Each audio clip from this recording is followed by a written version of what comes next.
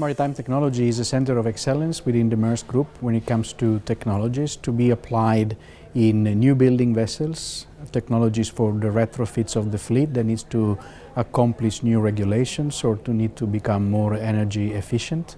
It's all about also innovation and looking at the long-term perspective on how technology can impact the shipping and the different type of vessels we are having in the fleet.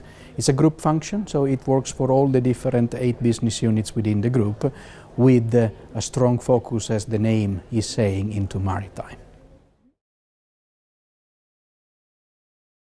Well, the key role is to be a technical advisor for the business unit. We are an internal consultant organization. We have roughly 100 engineers here in between Copenhagen and Mumbai, and then we have 100 engineers around in the different yards where we are taking the new builds and where we are also retrofitting.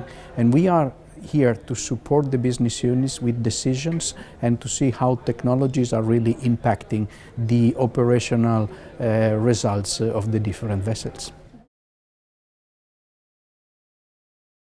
Well, I think shipping is getting into a new mode. The digitalization, the new technologies are really knocking at the door, and basically, these technologies are developed in an extreme fast manner. So the challenge is to keep the same speed and to be able to, number one, understand, and number two, to include those technology in our new design. So it's a continuous effort in getting the right resources, in getting the right knowledge, and in moving from the traditional shipping, naval architects, mechanical, electrical, into also new type of knowledge like data scientists, like communications, cybernetics, robotics, automation. So it's not always in the future all the answers will be given by a naval architect.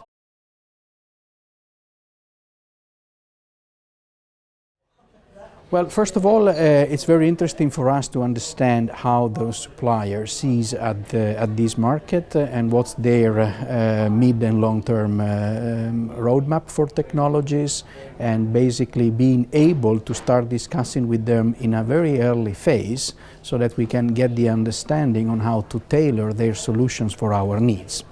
So I'm looking into openness, I'm looking into collaboration, I'm looking into an early phase collaboration with suppliers. Well, we have a number of different challenges, and the challenges are related to new rules and regulations. We have the global sulfur cap 2020 or 2025, and that will definitively change shipping. Much more than the sulfur and the emission limitations we have kind of regional today.